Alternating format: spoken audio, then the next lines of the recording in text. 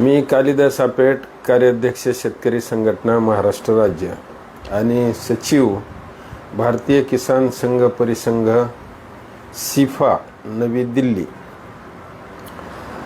महाराष्ट्र राज्यामध्ये पुन्हा एकदा 2 जून 2026 रोजी देवेंद्र फडणवीस सरकारने कर्जमाफीची योजना जाहीर केलेली आणि त्यासाठी अटी शर्ती लागू केलेल्या आहेत। या अटी शर्तीमुळं जे त्यांनी 56 लाख शेतकऱ्यांना कर्जमाफीचा लाभ मिळणार आहे असं ते सांगतायत। तर देवेंद्र फडणवीसांनी जी पहिली कर्जमाफी 2017 साली जी जाहीर केली होती, छत्रपती शिवाजी महाराज यांच्या नावानं कर्जमाफी योजना जी जाहीर केली होती, त्याच्या विरोधामध्ये आम्ही उच्च न्यायालयाच्या औरंगाबाद खंडपीठामध्ये 9808 क्रमांकाची याचिका दाखल केली। अजून 6 लाख शेतकऱ्यांना जवळपास 6000 कोटी रुपये हे 1.5 लाखाच्या कर्जमाफीतले देणं बाकी आहेत। उच्च न्यायालयाच्या औरंगाबाद खंडपीठानं यासंबंधीचा निवाडा दिला आणि त्यांना हे पैसे 1.5 लाखाच्या कर्जमाफीचे पैसे शेतकऱ्यांना देण्यासाठी त्यांनी आदेशित केलं। दुर्दैवानं आज तागायत तीच रक्कम शेतकऱ्यांना अजूनपर्यंत मिळालेली नाही। मध्यंतरी अवमानना याचिका ज्यावेळेस का त्याच्यावरची उच्च न्यायालयाच्या समोर गेली तेव्हा 500 कोटी रुपये सरकारनं जमा केले आणि आत्ता ह्या वर्षीच्या अर्थसंकल्पामध्ये ज्या पुरवणी मागण्या त्यांनी सादर केल्या त्याच्यामध्ये 200 कोटीची तरतूद केली। म्हणजे द्यायचेच 6000 कोटी आणि त्याच्यातले 700 कोटीची तरतूद केली। तर यावर्षी आता जे पुण्यश्लोक अहिल्याबाई होळकर यांच्या नावानं जी काही कर्जमुक्ती योजना म्हणून जी त्यांनी जाहीर केलेली, त्याचे पैसे यायला किती काळ लागेल हे देवेंद्र फडणवीसच सांगू शकतील अशी परिस्थिती आहे। सगळ्यात पहिल्यांदा सगळ्या शेतकऱ्यांनी एक गोष्ट लक्षात घ्यायला पाहिजे की आपण शेतकऱ्यांनी ही कर्जमाफी मागितली होती का? तर त्याचं उत्तर नाही असं आहे। आपण कर्जमुक्ती साठी 1986 सालापासून आग्रहीत। कर्जमुक्ती म्हणजे काय हे नाव देणाऱ्या देवेंद्र फडणवीसांना सांगता येणार नाही, कारण त्यांची मुख्यमंत्री पदाची जी काही कारकीर्द गेलेली ती अत्यंत शेतकरी विरोधी कारकीर्द गेलेली। ज्यावेळी 1 जून 2017ला पुणतांब्याच्या शेतकऱ्यांनी शेतकरी संप जाहीर केला आणि त्या संपाचं 5 जूनला जे काही विक्राळ स्वरूप तयार झालं त्या दबावाखाली पहिली कर्जमाफी योजना त्यांनी छत्रपती शिवाजी महाराजांच्या नाव देऊन कर्जमाफी योजना आणली। ती योजनेची अंमलबजावणी नीट केलेली नाही। त्यात राहिलेले शेतकरी जे आहेत ते आता कोर्टानं मान्य करून सांगितलं की 6 लाख शेतकरी त्यावेळेस राहिले होते। दिलेले शेतकरी किती होते? म्हणजे कर्जमुक्ती त्यावेळेसपासून आजपर्यंत शेतकऱ्यांची का झाली नाही याचं उत्तर सरकारच्या वतीनं आता विधान परिषदेचं सभागृह चालू आहे तिथं खरं तर देण्याची गरज आहे। गेल्या 10 वर्षामध्ये महाराष्ट्रामध्ये कांद्याचे दर सातत्यानं पडलेले दिसत आहेत, ऊसाचे दर सातत्यानं पडलेले दिसत आहेत, भाजीपाला सगळ्या भाजीपाल्याची माती झालेली दिसते। आता तुकाराम मुंडे अन्न भेसळ आयुक्त झाल्याच्या नंतर दुधामधल्या भेसळीचा विषय पूर्णपणे चर्चेला आहे। जर मग इतक्या 10 वर्षाच्या 15 वर्षाच्या 12-13 वर्षाच्या कालखंडामध्ये महाराष्ट्र सरकारनं शेतीच्या क्षेत्रामध्ये नेमकं काय काम केलंय हे तरी एकदा लोकांना सांगा। आता या वर्षीच्या पेरणीचा सीझन आहे। एका बाजूला तुम्ही कापूस आणि गळीत धान्य, कडधान्य याचं उत्पादन वाढावं म्हणून नरेंद्र मोदी मिशन जाहीर करतायत आणि दुसऱ्या बाजूला STBT या तंत्रज्ञानाला बंदी घालतायत. ते जर का गुजरातमधून बियाणं आलं तर त्या शेतकऱ्यावर तुम्ही गुन्हे दाखल करतायत. हा तुमचा शेतीबद्दलचा दृष्टिकोन आहे का?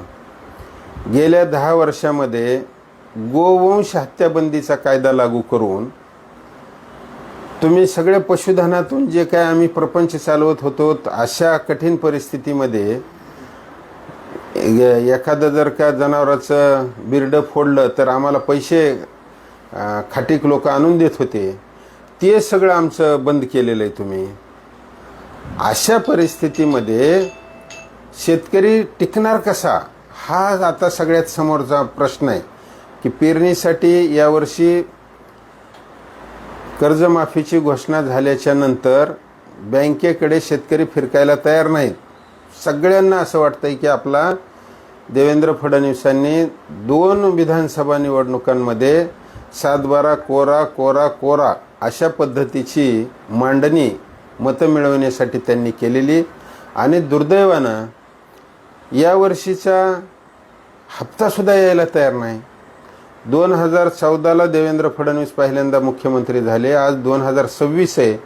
या 12 वर्षाच्या कालखंडामध्ये बँकांनी जी काही व्याजाची वसुली केलेली, ही देवेंद्र फडणवीस वसुली कशी केली तुमच्या बँकांनी महाराष्ट्रामध्ये, याची आपल्याला कल्पना आहे का? जर आम्ही पीक कर्ज एप्रिल, मे किंवा जून महिन्यात, जुलै महिन्यात जर का बँकांकडून घेतलं किंवा आमच्या सेवा सोसायटीनं दिलं तर नवं जुनं करताना ते शेतकऱ्याकडून राष्ट्रीयकृत बँका असोत, ग्रामीण बँका असोत किंवा सहकारी बँका असोत, आमच्याकडून पहिल्यांदा व्याजाचे पैसे वसूल करतात.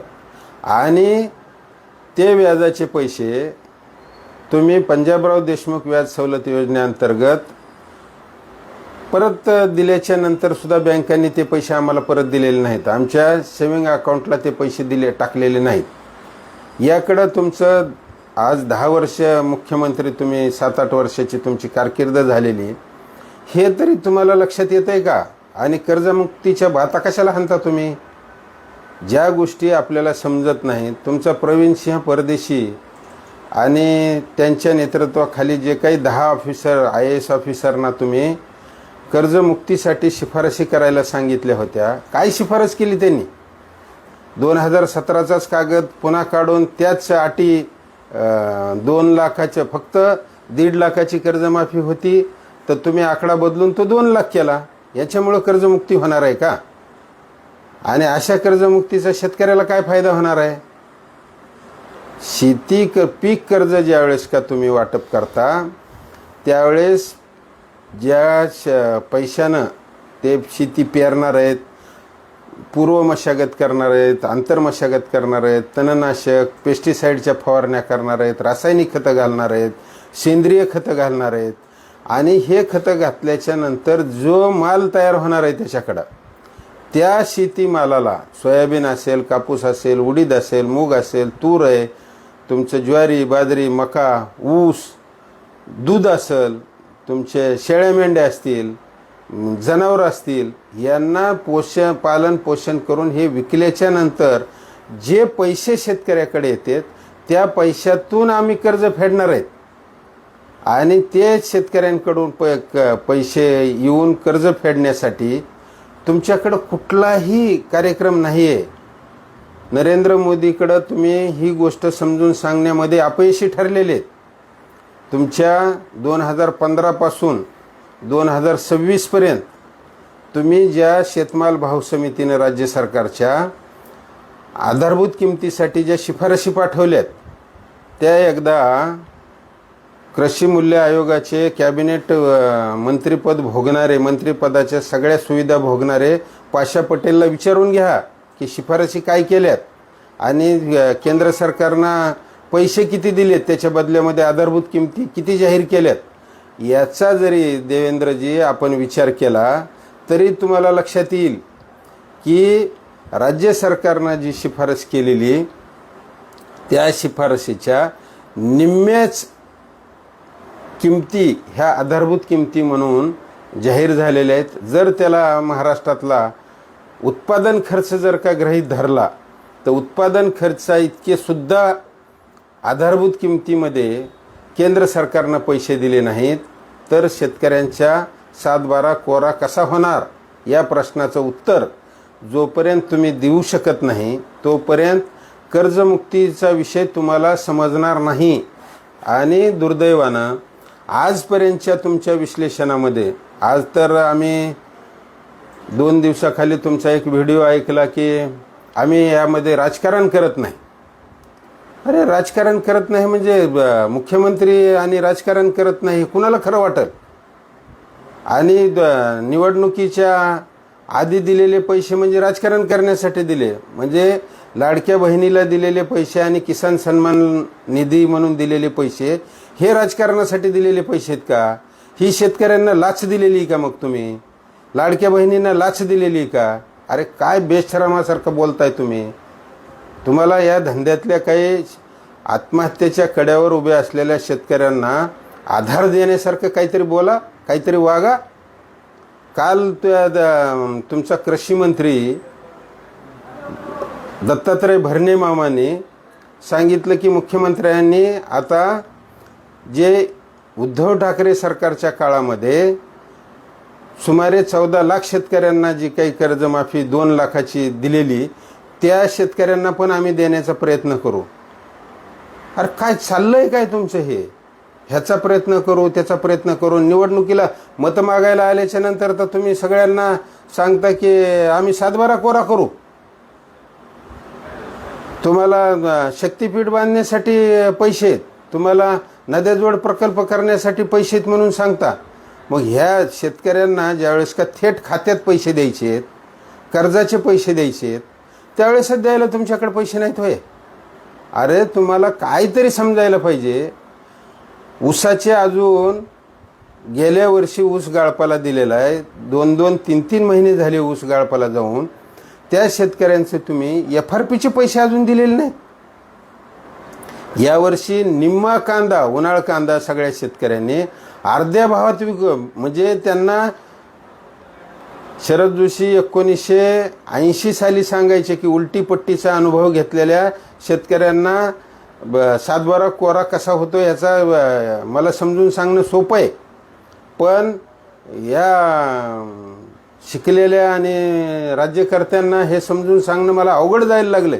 तीच परिस्थिती तुम्ही अजून सुधारून घेत नाही. तुम्ही वकील आहेत म्हणता, तुम्ही 2004 पासून विधानसभेत आमदार म्हणून काम करताय, राज्याचे मुख्यमंत्री म्हणून 10 वर्ष झालं तुमच्या कारकिर्दीला, आणि तुम्हाला ह्या साध्या साध्या गोष्टी समजत नाहीत. अरे या सगळ्या राष्ट्रीयकृत ग्रामीण खाजगी बँकांनी, सहकारी बँकांनी व्याजावर व्याज लावून, दुहेरी व्याज लावून हजारो कोटी रुपये आमचे लुटून नेले. याबद्दल तुम्ही काहीच बोलणार नाही. आणि तुम्ही अशा पद्धतीनं कर्जमाफीच्या बद्दल तुम्ही विचार करणार आहे. तुम्ही सगळ्यात पहिल्यांदा हा जो 2 लाखाचा 2 जूनला काढलेला जो GR आहे, शासन निर्णय, हा निर्णय रद्द करा आणि एका ओळीचा निर्णय काढा. हे 2 लाख 3 लाख हे सगळं संपवून टाका आणि शेतकऱ्याकडचं सरसगट संपूर्ण कर्ज हे वसूल पात्र नाही. या देशाच्या उच्च न्यायालयानं शेतकऱ्याकडचे कर्ज हे सगळे अनैतिक ठरविलेले आहेत. आता ह्या गोष्टीला पण 25-26 वर्ष होऊन गेले आणि तुम्ही तरीसुद्धा शेतकऱ्याला कोणाला 2 लाख देतो, कोणाला 2.5 लाख देतो, कोणी नोकरीला आहे त्याला देणारच नाही, नोकरदार आहे म्हणून त्याला शेतीमालाला भाव वेगळे दिले का? एखादा व्यावसायिक इन्कम टॅक्स भरतो म्हणून त्याला वेगळी परिस्थिती तयार करून दिली का? पंचायत समिती मेंबर आहेत, जिल्हा परिषद सदस्य आहेत, काही आमदार आहेत ह्याच्यामध्ये की जे तो सगळे काय हलकट नाहीत, सगळे काही तिथं पैसेच गोळा करायला गेलेत अशी काही परिस्थिती नाही. काही त्यातही चांगले माणसं आहेत ना. मग ते जर का शेती धंदा करून जर का 2 पैसे मिळवत असतील तर त्यांचं काय चुकलं? हे असे जे काही निकष अटी हे लावून जी काही तुम्हाला देणं आहे, तर तुम्हाला आणखी 1 वर्षानंतर पुन्हा दुसरी कर्जमाफी जाहीर करावी लागेल. ही गोष्ट लक्षात घ्या की जर का उत्पादन खर्चच भरून निघणार नसेल, यावर्षी सोयाबीनचा उत्पादन खर्च 25-26चा केंद्र सरकारला जवळपास 10,000च्या आसपास पाठवलेला आहे, आणि जर का तिकडून तुम्ही 5,700 रुपये आधारभूत किंमत जर का घोषित करणार असाल, तर त्या शेतकऱ्याचं कर्ज भरून कसं निघेल? तर तो कर्ज भरायला बँकेत परत जाईलच कशाला? दुधामध्ये किती भेसळ आहे तुमच्या. 1 महिन्याच्या काळामध्ये आमच्या बीडच्या तुकाराम मुंडेंनी तुम्हाला दाखवून दिलं की भेसळ किती म्हणून. जागतिक आरोग्य संघटनेनं 2010 साली दिलेला अहवाल आहे, आणि तुम्ही 15ला मुख्यमंत्री झाला. तुम्हाला इतकं कळायला 10 वर्ष लागतात का? म्हणून तुम्ही सगळ्यात पहिल्यांदा हा GR रद्द करून सर्व शेतकऱ्यांना, ज्यांनी कुणी कर्ज घेतलेलं आहे शेती कर्ज, त्या सगळ्या शेतकऱ्यांना तुम्ही पूर्णपणे शेती कर्ज हे एकदा त्याचं बेबाक करा, त्याला आवळा मारा, आणि त्याच्या नावासहित त्याला 7/12 परत देऊन टाका. पैसे कितीही लागू द्या ह्याच्यासाठी. महाराष्ट्रातला शेतकरी तुम्हाला चंद्र सूर्य असेपर्यंत सरकारमध्ये ठेवील, कारण त्याच्या लक्षात येईल की ह्या माणसाला शेतातलं काहीतरी कळतंय. हे जे तुमचे IAS ऑफिसर आहेत, IAS ऑफिसर काय काम करतात गेली 30-35 वर्ष आम्ही बघायला लागलो. सरकार जे सांगेल तितकंच ते काम करतात, त्याच्या पुढं त्यांची बुद्धिमत्ता चलत नाही. प्रवीण सिंह परदेशीला 2017 साली दिलेली कर्जमाफी माहीत आहे, 2019ला दिलेली माहीत आहे, आणि आता 26ची दिलेली माहीत आहे. ते त्यांच्या IAS पदाचा ते अवमान करतायत. त्यांना जर का महाराष्ट्रातल्या शेतकऱ्यांवर कर्ज का होतंय हे जर का समजत नसेल, तर त्यांनी त्या IAS पदावर ते खुर्ची उभविण्यामध्ये काहीही मतलब नाही. त्यांच्या समितीमध्ये कसल्याही चर्चा झालेल्या नाहीत, हे मी छातीठोकपणे सांगतो.